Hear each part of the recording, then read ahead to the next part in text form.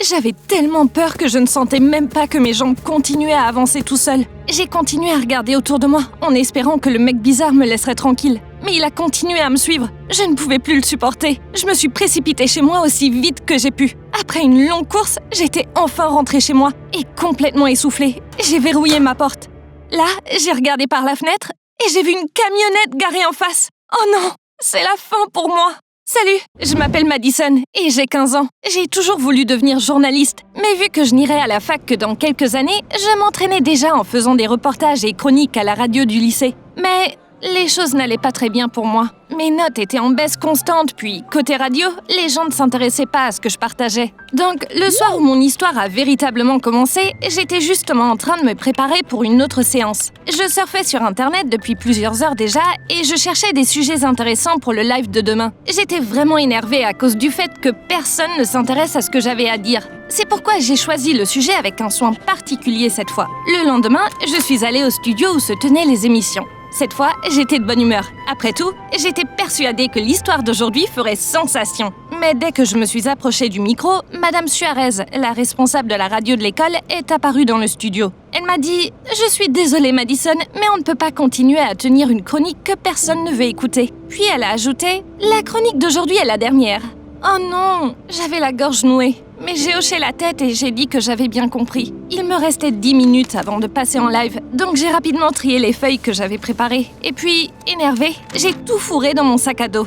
Non, je ne me laisserai pas faire. Ils ne voulaient pas m'écouter, donc je ne m'embêterai pas à leur donner toutes ces infos intéressantes que je préparais depuis aussi longtemps. J'ai eu un peu de temps pour réfléchir et j'ai décidé que pour ce dernier live, j'improviserais tout. J'avais juste envie de sortir les premières choses qui me passaient par la tête. Ce jour-là, j'ai vite réalisé que je m'étais surestimée. Je ne pouvais pas juste parler comme si de rien n'était, alors qu'au fond de moi, je me sentais horriblement mal. J'étais trop confuse, je n'arrivais pas à bien réfléchir, donc à un moment, je suis partie en roue libre. Ça y est, c'est la fin. Je ne veux vraiment pas croiser Steve sur le chemin du retour. Il va au club des sciences végétales dans le bureau d'à côté. Il m'a fallu quelques secondes pour réaliser ce que je venais de dire. Oh non, c'était un secret ça. J'ai essayé d'éteindre le live, complètement paniquée. Mais c'était déjà trop tard. Qu'est-ce que je venais de faire? Le truc, c'est que Steve, c'est un vrai tyran. Et toute l'école avait peur de lui. Et il n'y avait pas beaucoup de personnes qui savaient qu'il aimait s'occuper des plantes. Je l'ai découvert par accident quand je suis tombée sur Steve dans le couloir. Et j'ai tout de suite compris qu'il valait mieux garder le secret. Quand je suis arrivée au lycée le lendemain, j'ai tout de suite vu un Steve frustré qui se faisait taquiner par ses amis. Avec des potes comme ça, normal qu'il avait honte de son hobby.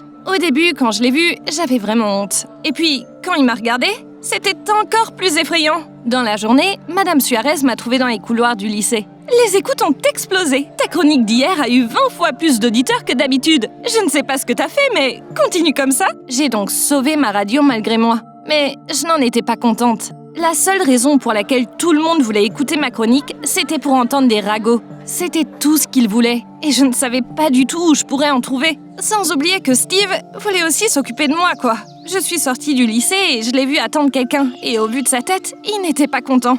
Il est venu vers moi dès qu'il m'a vu. Moi, complètement paniquée, je suis tout de suite retournée au lycée. Le premier truc qui a attiré mon attention, c'était l'entrée de la bibliothèque. Super, je pourrais me cacher là-bas. Dès que je suis entrée dans le hall, je me suis perdue dans les étagères. Je me suis donc dirigée vers les étagères les plus éloignées et je me suis roulée en boule dans un coin. Là, d'un coup, j'ai entendu une voix juste à côté de moi. Trop drôle la blague qu'on a faite à Abigail. J'ai commencé à regarder autour de moi, j'ai regardé derrière l'étagère la plus proche, mais je n'ai vu personne. La voix a continué à parler. T'as vu sa jupe horrible? On dirait un tapis. J'ai encore regardé autour de moi et je ne comprenais pas du tout d'où venait la voix. Ce n'est que quand je suis partie que j'ai compris. Je me souviens avoir regardé par la porte de la bibliothèque pour m'assurer que Steve était parti. C'est à ce moment-là que j'ai entendu la même voix familière.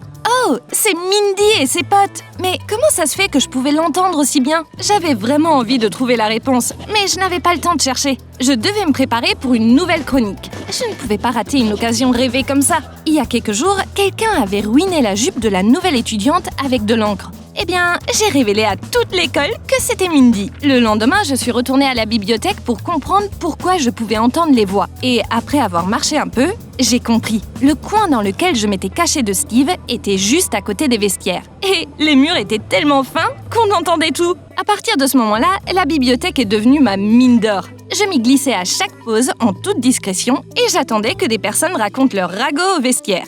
Et ça marchait du feu de Dieu. À peine quelques jours plus tard, j'ai entendu dire que des garçons du lycée étaient rentrés dans la salle des profs pour copier un futur contrôle. Et un peu plus tard, j'ai découvert qu'une fille proposait de faire les devoirs de tout le monde pour de l'argent. Sauf que les ragots, d'une part, c'était vraiment désagréable. Mais d'un autre côté, je ne dévoilais que quand quelqu'un faisait quelque chose de mauvais. Quelque part, je suis devenue une combattante pour la justice locale. Et Madame Suarez était ravie. La popularité de la radio grandissait de jour en jour. Toute l'école écoutait mes reportages en direct. Personne ne comprenait comment je savais tout.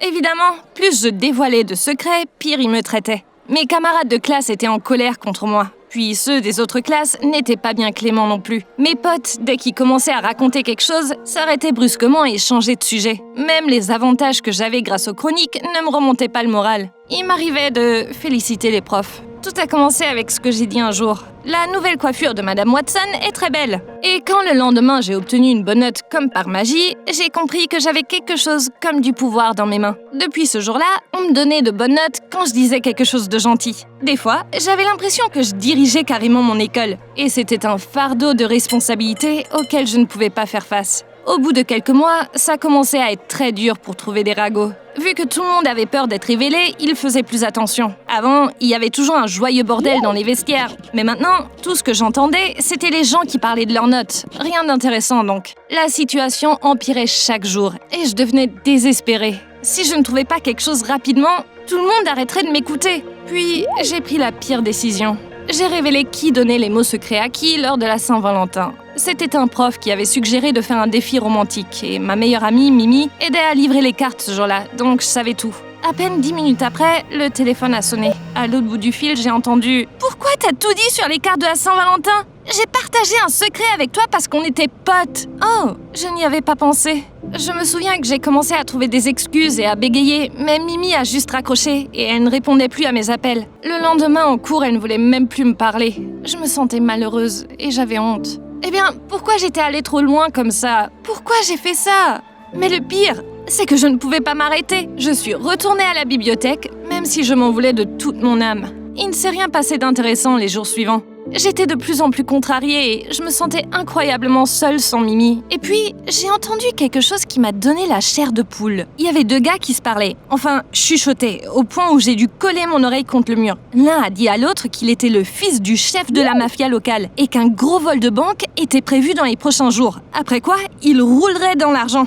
Alors ça, c'est une histoire qui fera le buzz. Je suis sortie de la bibliothèque les mains tremblantes d'excitation. Est-ce que j'allais vraiment pouvoir rendre justice, même en dehors du lycée ? Le soir même, j'ai tout dévoilé à la radio du lycée. Le fils du patron de la mafia était dans notre lycée. Et dans quelques jours, une banque serait braquée. Malheureusement, je n'avais pas réussi à trouver qui était la personne. Mais c'était pas important. Après tout, la banque ne s'est pas faite braquer. J'ai pu empêcher un crime. Et puis, j'ai remarqué des trucs bizarres. Au début, j'ai remarqué un homme habillé en noir qui traînait autour du lycée.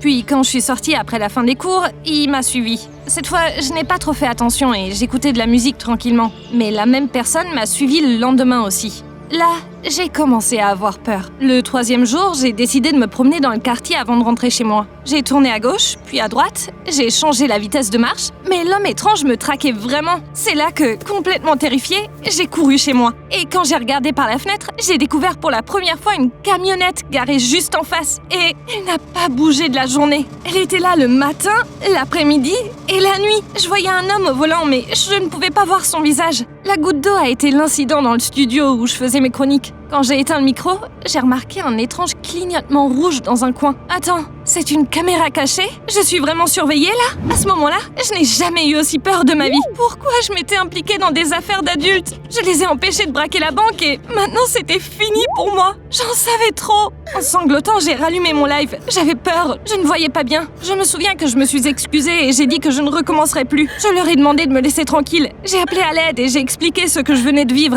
Et là, la porte du bureau s'est ouverte et mes potes sont entrés dans le bureau. Et juste après, la salle était remplie de leur rire.